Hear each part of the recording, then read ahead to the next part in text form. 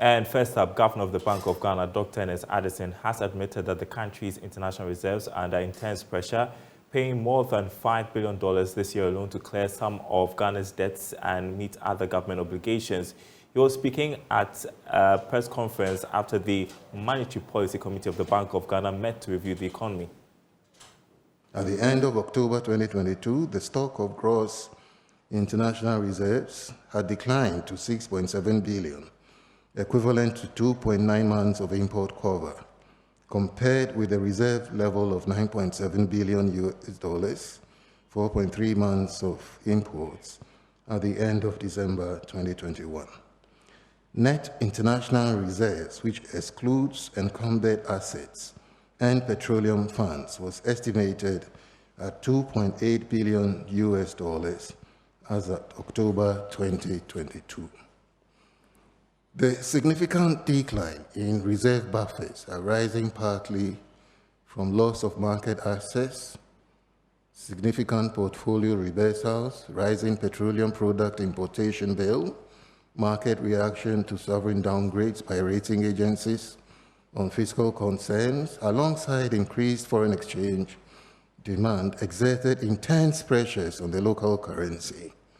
In the year to November 2022, the Ghana cedi cumulatively depreciated by 54.2%, 48.9%, and 49.9% against the US dollar, the pound, and the euro, respectively. In comparison with the same period of last year, the cedi was much stronger, depreciating by 2.6%, 0.2% against the US dollar and the pound, and appreciated by 6.6% against the euro. All right, so that was a bit of the governor's address yesterday to the press. Joining us on Zoom is Professor Williams Pipra, Associate Professor of Finance at the Andrews University, all the way in the U.S. Grateful you could join us. So the Bank of Ghana governor admitting the country's international reserves under intense pressure, saying after we paid $5 billion to settle debts and meet other government obligations. What are the implications of this? Good afternoon, Daryl, for calling me. So let me make it very simple. Ghana has gone into a stage of insolvency. It's very predictable now that we may not be able to pay our debts when they become due. I'm picking the figures from the Bank of Ghana's report. Let's pay more attention to the international reserves. He mentioned that the $2.8 billion of international reserves exclude incumbent and claims, which include petroleum, claims, and other reserves. So in reality, if all the claims become liable, we may have less than $500,000 in our international reserves to be able to pay all our loans. The situation has become very, very, very, very bad. Even if you take the net international reserves of 2.8 billion, it gives us 1.2 months of import cover.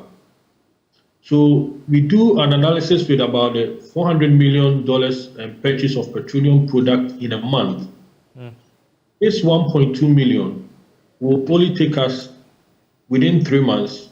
If we don't get any funds coming in from IMF or elsewhere, all our international reserves in terms of having actual dollars in our account to pay and foreign exposures, we will not be able to do that. So the situation is very, very dire, very, very serious, and it is critical.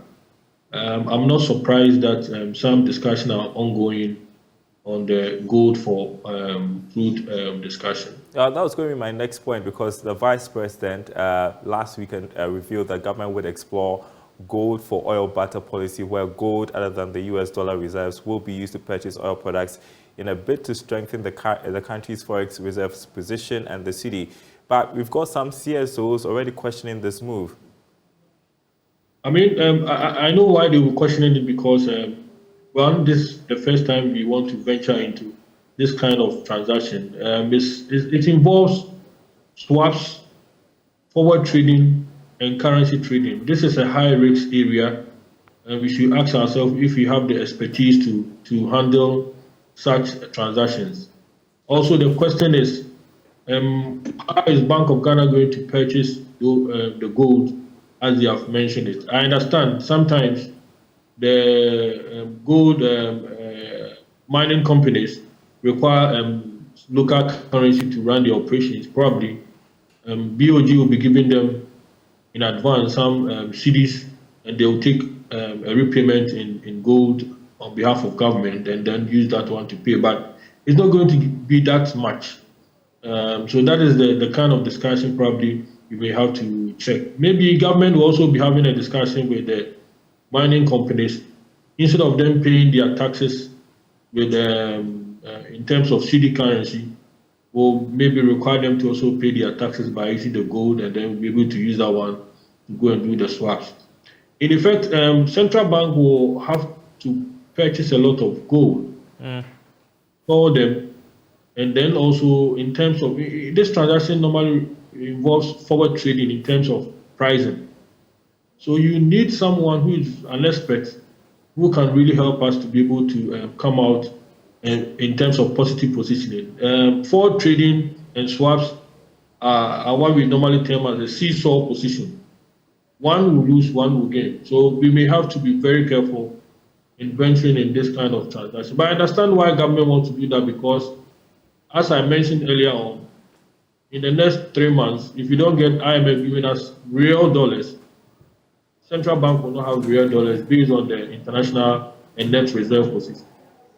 And that is really serious. Let's just see how this plays out, how they're able to do this while we are with the IMF program. Meantime, yesterday, the governor announced a policy rate hike of 27%, with the expectation that inflation will peak in the first quarter of next year.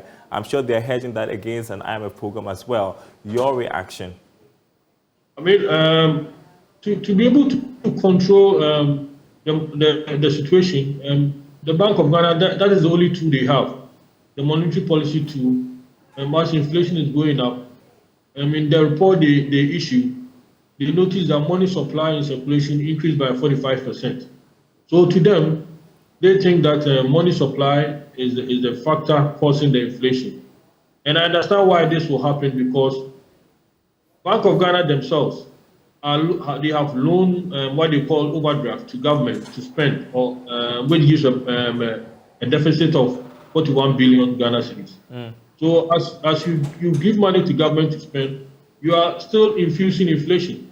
And this is what we term as printing of money. As you give overdraft to government spends, inflation will go up. And then in return, you come to increase monetary policy rate. So that discussion must be really looked at, where government and Bank of Ghana will have to sit down to know the levels that they will have to approve overdraft facilities for government. And in that case, it will reduce the situation. And in line with the inflation, we also noticed that in the Bank of Ghana's report, in number point 21, whereas the minister was blaming Bank of Ghana for their lack of monetary policy approach, whereby we've got into a stage where we find the country. Bank of Ghana also noted that the fiscal concerns of government is the one that has led us into this situation. So the two parties, as they sit down, they should stop shifting blames and agree on a common strategy to address it. Let me give you a typical example. The Ministry of Finance projected that by 2023, inflation rate will be 18.1%. The central bank is predicting that by 2023, inflation rate will be 25%, which is which. That inconsistency affects policy directions and analysis. They must communicate well and have a grounded position. Okay. And that will help us to be able to know that we are firm in addressing the issues in Ghana. Thank you so much. I would have to leave it here. I appreciate your perspective. Associate Professor of Finance at Andrews University, Professor Williams Pepper there. Thank you so much. Now, as discussions and debate towards the consideration and approval of the 2023 budget statement in Parliament began, the Member of Parliament for Yekyekor constituency, John Abdullahi Jinapor, has described government's measures towards cutting down expenditure in the year 2023 as a move that would compound hardship on Ghanaians. The legislator, who doubles as a ranking member on Parliament's Mines and Energy Committee, disclosed to my colleague Anna Sabit that the cancellation of the threshold on e-levy would further deepen the difficulties being faced by the poor. There's more in this report. Governments require Parliament's approval to spend money, raise revenue in the form of taxes, as well as give an overview of the general state of the Ghanaian economy. With Parliament set to commence discussions and debate ahead of the consideration and approval of the 2023 budget statement, the Member of Parliament for Yekyekor constituency, John Abdullahi Jinapor, has taken a swipe on government's measures towards cutting down expenditure, indicating that the year 2023 will be a difficult year for Ghanaians. And so what I expected was that the minister would have been forthright, then come up with very bold, decisive action to cut down on unnecessary expenditure. But when the minister says that there will be no hampers, there will be no foreign travels, V8 will be used only for cross-country purposes, that is not where you cut costs. The question is that how much savings are you making from that? And so clearly 2023 is going to be a very difficult year. What is even more worrying is that the Deputy Minister has just confirmed that all those who have their bonds with government, they are not going to pay the interest rates. That's going to bring untold hardship. That's going to bring very, very difficult times. The Member of Parliament, who doubles as the ranking member on the Mines and Energy Committee of Parliament, reiterated the minority's call on the resignation of the Finance Minister, adding that the increase in VAT, coupled with the cancellation of the threshold on e-levy, would lead to inflation and high cost of living. That's why some of us believe that the Minister of Finance has outlived his usefulness. He can no longer offer any credible solution. And so the minority insists that the Minister of Finance should do the honorable thing and resign. The economic management team ought to be dissolved so that we can get new people with new ideas, with fresh mind, to ensure that we deal with the challenge confronting this nation. VAT has been increased by 2.5%. It will lead to inflation. It will lead to a high cost of living. The threshold for mobile money, the 100% threshold, has been scrapped. And so today, even if you send 1 cedi, they will tax you 1%. These are very, very difficult moments. He further noted that the unprecedented depreciation of the local currency is a sign that the country is on the verge of collapse and something urgent needs to be done to rescue this situation. The cedi today has depreciated by about 64%. That's unprecedented. Inflation is over 40%. Our debt is around 500 billion. This country is collapsing. Something must be done to save this country, and we, the minority, would rise up to the occasion. Anna Sabit, Joy News, Bupe. Well, let's go now live to Parliamentary Correspondent Yekyekor Asante, where we understand the debate has begun by the MPs, but the minority MPs are unhappy because the Finance Minister is not present today. Yekyekor, take it away from here. So, Daryl, the Finance Minister, who was expected to be in the House, has not appeared, and the minority had been demanding that unless the Minister was in the House, they were not willing to debate the Finance Minister's budget that he had presented. Indeed, that was the suggestion from Ahmed Ibrahim as well as Kaisar Atuforsen before the budget itself started. But Majority Leader of State Chairman Sabonsu came in to argue that there is nothing constitutionally or in any law that mandates the Finance Minister to be on the floor when the debate is happening.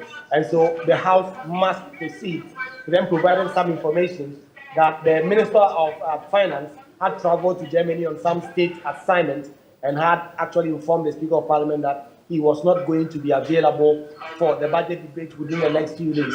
The Speaker of Parliament confirmed that and said that he would expect that if the Finance Minister arrives, he will come to the House to listen to the feedback and the basis on which the arguments have been made in the House. So currently, the debate is currently ongoing. We first heard from the Minister of State at the State Enterprises Ministry, the Honourable, the Minister, the name just took me, he started the debate for the majority side before Dr. Kaisar Atuforsen came in And we've just heard from Abnosias. Any news on the censure motion hearings, the outcome of that? So the censure motion was laid on the floor on Friday. It was expected that it will find expression on the other paper today. It hasn't. We do not know yet. We do not have any more information as to when exactly that debate will happen on the specifics. But we've heard from the minority say they want to do so exactly immediately, and they want to be able to get this over with as soon as practicable. But if you look at the other paper today, it has no expression on it. And the expectation that we have is that in the course of this week, the debate will happen on the censure motion and the vote will be taken. Thanks for the update, Parliamentary Correspondent Yekyekor Asante there. Now to some news that is still unfolding. Parts of the Kantamanto market here in Accra have been destroyed by fire. The incident this morning destroyed many goods and shops worth thousands of cedis. It's not yet clear what started the inferno. Here's my colleague Michael Papani Ashale, who has been covering this for us. Since the time I got here, I can say that the fumes of smoke has rather gotten bigger. The explanation, I'm told, is because the National Fire Service is making some efforts to bring the fire under control. Also, just in case, so that they can work through the thick fumes of smoke, personnel of the Ghana National Fire Service have been equipped with breathing apparatus, including a gas mask. They have this shield that they wear on their head, and then they have their protective attire that they wear as well. So all of this have been given to them so that they can forge into the fire and then make some progress with making sure that the fire is brought under control. What we are currently understand is ground zero, where the fire started. Minister, the ground is still very warm, and you can see a mountain, a heap of clothing that has all been burnt down. Now, what we are seeing as well are some individuals who are sifting through the debris, trying to salvage the little that they can here. It's a lot. Not far from here, there's a fire here. It continues to burn, but we are told that the Ghana National Fire Service is also trying its possible best to bring this fire under control here. While we are ground zero, there are quite a lot of things that you can see. There are tubers of yam. I want to believe that was sold not far from here. So tubers of yam, all charred, cannot be eaten anymore nor sold using any form whatsoever. Not far from here, there's ginger as well, all over the floor. I want to believe that was a ginger shop as well here. And then we'll bring you to Sandra and her mother's shop. They used to sell beans. She tells me they had about 55 bags of beans that they were selling.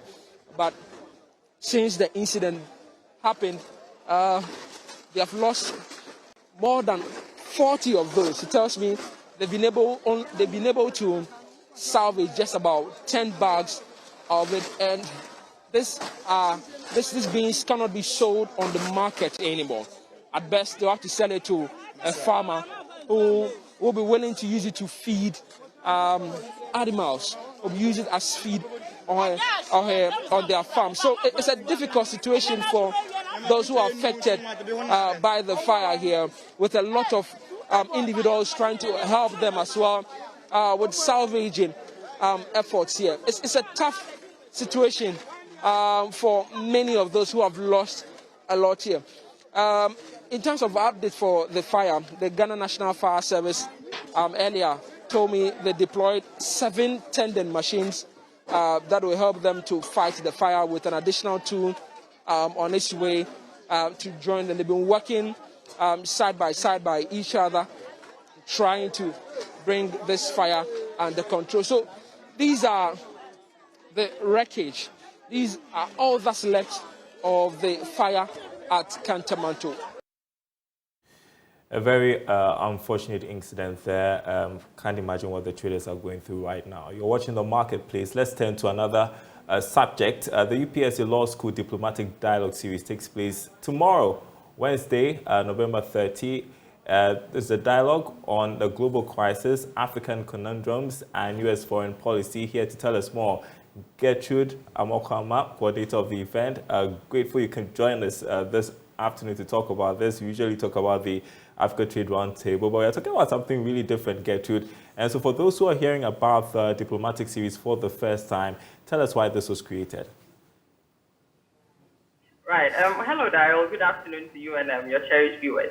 Yes, it's amazing you make this very important observation. You know, for the past few years, the UPSA Law School has had quite a number of public engagements aimed at engaging with members of the public. Like you rightly mentioned, we have platforms for discussions on international trade, financial services, to platforms that even discuss general matters relating to any issue that affects our lives. Now, this time around, we have identified that there's a need for a platform that will promote engaging discourse on matters relating to international law generally, foreign policy, as well as geopolitical dynamics. That is why we have this time around initiated or brought about the diplomatic dialogue series. So what will be happening every quarter is that we'll be engaging with different members of the foreign community present here in Ghana and finding out issues relating to their relationship with Ghana as a state. So that's the reason for the diplomatic dialogue series. And I find interesting the topic you have selected for this dialogue. What are you seeking to draw out of the discussion? Right. So the topic, like you rightly mentioned, global policy, African conundrums, and U.S. foreign policy. Now, you realize that currently there are quite a number of global issues that ought to do with the U.S. and also affect other countries in the world. So on this event, or at this discussion tomorrow, we'll be hearing from the U.S. Ambassador to Ghana, that's in the person of Her Excellency Virginia Palmer, on a number of issues related to the topic. Now, issues such as what exactly the U.S. foreign policy on Africa is and what values and strategies may have informed that policy. Secondly, international human rights and international human rights in a global context. Matters such as climate change and the comparison between what more developed countries like the U.S., the steps that they are taking as compared to what developing countries like Ghana are doing, as well as a host of other related issues, violence, extremism, terrorism in the African region, and possible assistance that the U.S. would be may be considering to give to countries like Ghana and others within the sub-region and what have you. So these are the thematic areas that our audience will be joining us tomorrow for the event are likely to hear about on the platform. Well, they say that when the U.S. sneezes, the rest of the world catches cold. I guess there's no way we can overlook the U.S.'s influence on everything global, especially during these times of a crisis. Gertrude? Absolutely, and that is the very reason why the U.S. ambassador is the very first person that we are having on the diplomatic dialogue series. This is the maiden edition, and like you rightly observed when the U.S. cop, you know what happened. So that is what informed our selection of the United States of America to be the very first country that will be present on the diplomatic dialogue series. Great. And so run us through the other speakers, where this is going to happen, what our audience need to know. Right. Thank you, Daryl. So this conversation is happening tomorrow. It's an in-person event at the UPSA campus. We'll be having this at the Kofi Kunedu Auditorium on UPSA campus. The time is 1 p.m. and the venue, like I mentioned, is the west wing of the Kofi Kunedu Auditorium. Because of the possibility that some of our cherished followers may not be able to appear in person, we will provide a Zoom link through which they can follow virtually. That aside, if you want to know more information, you want to inquire about participation, the possibility of participation and what have you, you just have to follow our social media platforms on Facebook, on LinkedIn, and then on Twitter. Now, the main speaker for the discussion, like I have already mentioned, is the U.S. Ambassador to Ghana, that is Her Excellency Virginia Palmer.